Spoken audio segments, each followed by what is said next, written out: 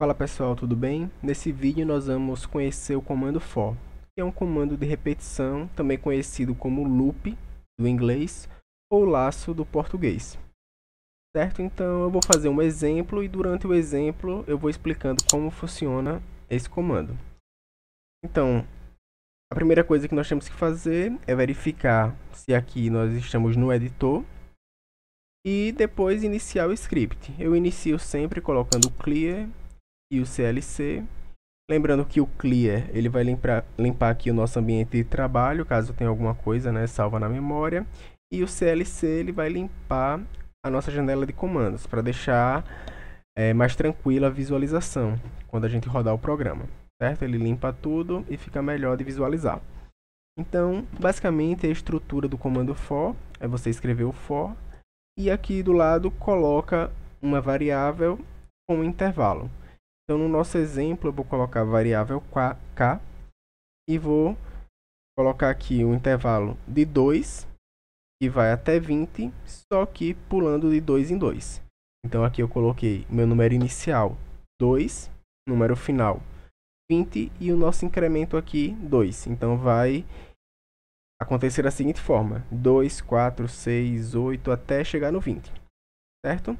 Quando eu dou um Enter, ele vai criar aqui o nosso end for, ou seja, é um comando que precisa ser fechado. Em outro vídeo eu falei que a gente tinha que digitar o end e tal, e fiquei até surpreso quando ele colocou o end for, mas é porque fazia muito tempo que eu não utilizava o Octave, e antigamente ele realmente não colocava esse comando aí pra gente, não preenchia com o end for. Então, sempre que a gente digitava, colocava o for e ao final do script a gente escrevia o end. Ou então, a gente já escrevia for, end, dava um enter e começava a escrever o programa no meio. Certo? Outra coisa também que eu achei interessante é que o programa agora está aceitando acento. Né? Então, quando a gente vai escrever uma string, colocar, por exemplo, alguma coisa é... Antes ele não aceitava esse acento do é, agora ele está aceitando. Certo? Então, vamos continuar aqui o nosso exemplo. Nós temos que for, que significa para, então seria mais ou menos assim a leitura: para um k que vai de 2 até 20, né? Pulando de 2 em 2, passa, e aí a gente escreve uma expressão aqui. No caso da gente, a gente vai querer o quadrado desses números, então vou colocar x, que é uma variável que eu estou criando aqui, vai ser igual a k ao quadrado. Certo? E aqui a gente já tem um script simples. Aqui a gente já pode rodar o programa e ver o que acontece. Aqui eu vou salvar, né? Clicar aqui no salvar e executar. E vou colocar aqui algum nome, loop for, por exemplo. Opa. Pronto, aqui nessa tela de salvamento, né, tem que lembrar que não é interessante colocar o nome o nome do script como o próprio nome do comando ou então de funções, ou seja, não é interessante colocar aqui, por exemplo, o nome for apenas, ou então cos, que é a função cosseno, sen, quer dizer, sim, né, que é o seno. Então, lembrar que para salvar, coloque nomes aleatórios, assim, claro que voltado aos programas, né, que você está fazendo para lembrar, mas nomes que não envolvam que não seja puramente o comando ou alguma função, certo? Então, vou salvar aqui e vou visualizar aqui na minha janela de comandos o que foi que ele fez, certo? Então, tá aqui, ó. Ele colocou um 4, um 16, um 36, um 64 e esses valores são os quadrados dos números pares entre 2 e 20, certo? Então, vamos lá ver como é que funciona o comando. O que acontece aqui? Eu tenho um intervalo que vai de 2 até 20, pulando de 2 em 2. Então, esse comando ele vai ficar rodando aqui até chegar nesse 20. De que forma? Ele vai pegar o primeiro número, que é 2, e vai colocar aqui x é igual a 2 ao quadrado, que é o primeiro número. Então, ele vai obter o 4, certo? Depois ele vai rodar de novo, então ele agora vai pegar o segundo número, ou seja, 2 e pulou mais 2, então 4. segundo o número 4, então ele vai pegar x agora vai ser igual a 4 ao quadrado, que é 16. E aí ele vai fazendo com todos. O próximo número, já que eu pulo 2, vai ser 6. Então ele vai fazer 6 ao quadrado, 36, 8 ao quadrado, 64, 10 ao quadrado, 100, e até chegar no 20 ao quadrado, que dá 400. Certo? Então o programa basicamente funciona dessa forma. Você vai colocar um intervalo e ele vai ficar verificando aqui a equação que você colocou e rodando até chegar no último valor. Certo? E aqui no comando for a gente pode já incrementar algumas coisas que a gente já aprendeu. Então, para ficar de uma maneira mais organizada, eu vou colocar um fprintf, certo? Fprintf e vou colocar algum textinho para ficar melhor. Então, vou colocar assim, comando fprintf, lembrando, fprintf, abre os parênteses, coloca uma aspa e começa a escrever o quadrado de... Como a gente está trabalhando com números inteiros, eu vou colocar o %d. Se fosse algum programa... %d. Se fosse algum programa que você estivesse trabalhando com números que envolvessem casas decimais, você ia colocar o %f, para ele poder ler essas casas. Então, %d vou colocar aqui um acento, vocês vão ver que vai funcionar normalmente. E vou colocar %d. Certo? Então, aqui eu tenho fprintf, o quadrado de, aí ele vai pegar o valor, e vai dar o resultado do quadrado. Ou seja, o quadrado de k, vai ser o número que ele vai pegar aqui desse intervalo, é x, certo? Que é o resultado aqui do k ao quadrado. Então aqui eu coloco... É interessante colocar uma contrabarra n, para ele pular uma linha, não ficar escrevendo tudo um do lado do outro. E coloca aqui as aspas, né? Fechou aqui o seu texto. Vai colocar uma vírgula e as variáveis que ele vai puxar, sempre na sequência. Então, se o quadrado de aqui é o meu valor de k, eu vou colocar o k primeiro, certo? E depois eu coloco o x. E só fechar o parênteses. Ok, então só apertar aqui o comando de executar e vamos ver o que acontece. Pronto. Aqui ficou meio bagunçado porque eu ainda deixei que aparecesse os valores do x quando calculado. Mas veja que no fprintf ele já coloca aqui, ó, o quadrado de 2 é 4, o quadrado de 4 é 16, o quadrado de 6 é 36, né, até chegar aqui no de 20, que é 400. Para retirar esses valores aqui que ele vem calculando, é o seguinte. Você vai vir aqui e simplesmente colocar um ponto e vírgula nessa parte. E aí ele já não vai mostrar mais esses valores. Eu vou rodar novamente. E ele só coloca aqui os textos. Certo? Então aqui eu vou fazer outro script que utiliza de um recurso interessante para essa parte, que também é conhecido como contador. Certo? E vamos lá ver como é que funciona isso. Então vou deixar a estrutura montada aqui, vou simplesmente apagar o meio e a nossa condição aqui. Pronto. Nesse caso aqui, nós temos que criar antes do comando for um contador. Vou colocar aqui o s é igual a 0. Vou botar um ponto e vírgula para ele não aparecer quando a gente rodar o programa. Então, o programa que eu vou criar aqui vai ser um programa em que ele soma os números de 1 até 100. Ou seja, 1 mais 2 mais 3 mais 4 mais 5 até chegar no 100 e ele vai retornar o resultado para a gente.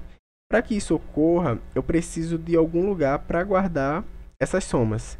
Então, seria justamente esse S aqui, que eu coloquei igual a 0, porque ele vai meio que iniciar no S igual a 0 e somar o valor de 1.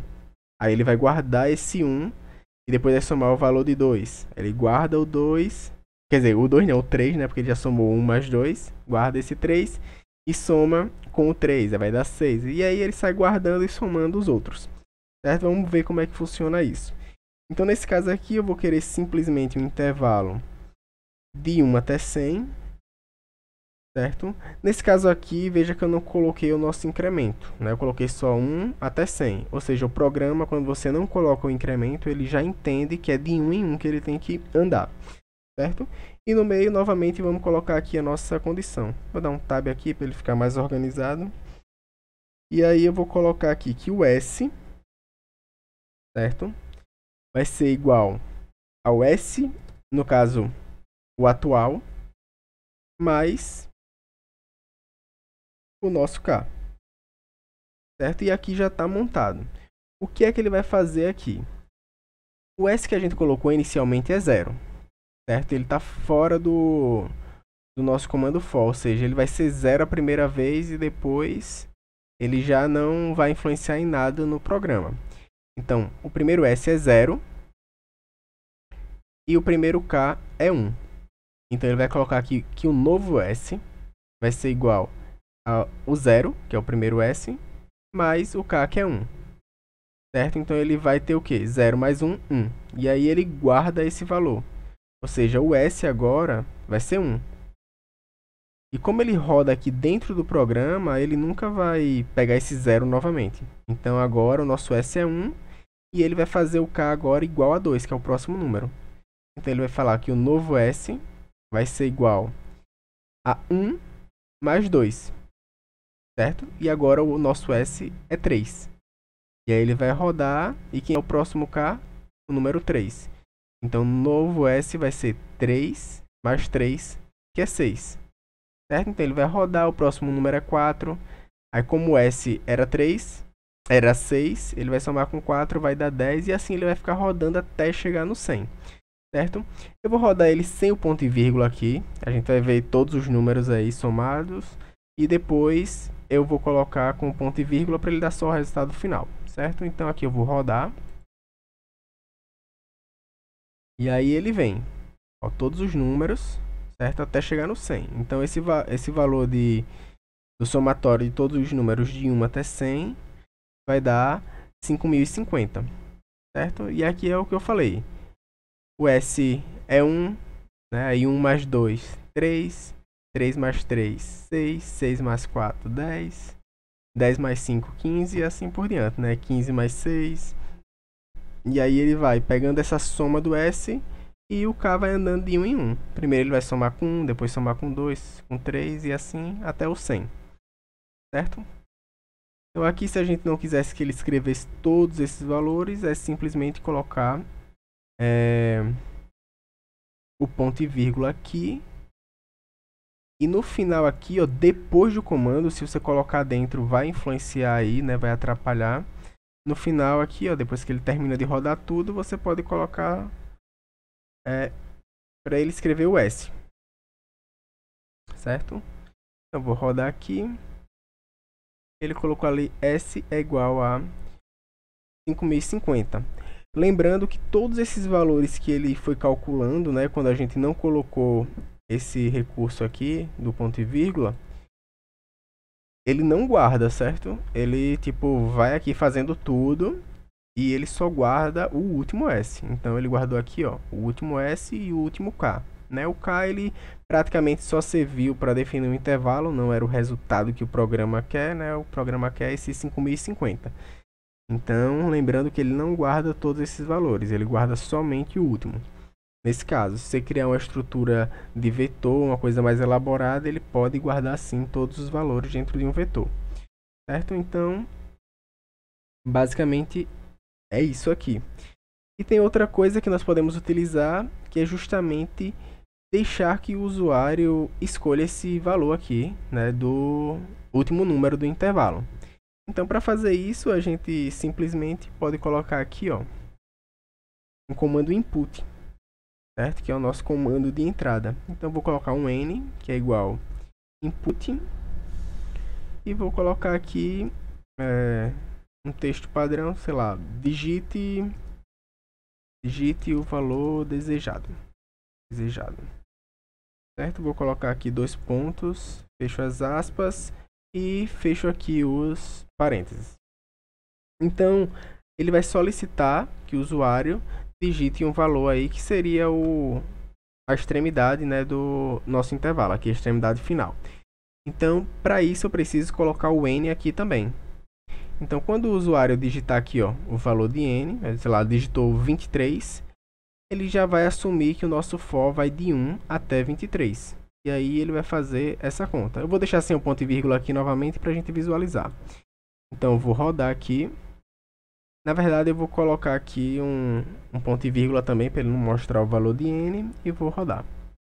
Certo? Então digito o valor desejado, vou colocar só até o 10, certo? Então tá aí. Coloquei o 10 e aí ó, foi 1 mais 2, 3, 3 mais 3, 6, 6 mais 4, 10 e assim, né, até fazer a repetição 10 vezes, né? Então 1, 2, 3, 4, 5, 6, 7, 8, 9, 10 vezes, certo? Então basicamente é isso, né? Se colocar aqui a gente pode também colocar um fprintf para deixar um texto mais elaborado, né? Um resultado mais elaborado no final, por exemplo, colocar aqui o ponto e vírgula e aqui colocar o fprintf, colocar, por exemplo, aqui deixa eu ver como é que eu coloco somatório de 1 até, aí eu vou colocar aqui %d é igual a, vou colocar %d novamente, certo? Então aqui eu vou fechar as aspas, aspas simples, vou colocar a vírgula e no caso vai ser o somatório de 1 até n, no caso, vírgula, vai ser igual a o nosso S, certo? S maiúsculo, lembrando que o programa diferencia, né, as letras maiúsculas das minúsculas. Então aqui ó, veja que o N é minúsculo, o S maiúsculo, tudo certinho. Vou fechar e vou dar o rodar aqui, certo? Vou colocar o 100 novamente, certo? Opa!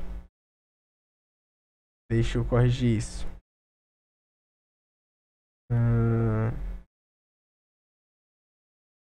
Isso aqui tem que ficar fora, senão ele vai rodar tudo, certo? Então, vamos colocar aqui, volta, colocar aqui fora, certo? Dei um Ctrl X ali para recortar, colei e vamos rodar novamente. Pronto, vou colocar aqui o 100 e ele já dá o nosso valor. O que aconteceu da outra vez é que ele ficou dentro do loop, né? No caso do for ali, e ficou rodando também o fprintf. Então ele vai escrevendo toda vez, certo? Então aqui coloca fora e ele dá o nosso resultado. Digita o valor desejado, a gente colocou 100 e ele vai fazer esse somatório de 1 até 100. E diz aqui, ó, o somatório de 1 até 100 é igual a 5050. Certo? Então, assim a gente encerra o comando for. É só uma explicação mesmo para entender como funciona. Dá para trabalhar bastante com ele, fazer coisas mais complexas, mas fica para uma outra hora. E no próximo vídeo a gente vai falar sobre outro comando de repetição, que é o comando while. Certo? Então até a próxima.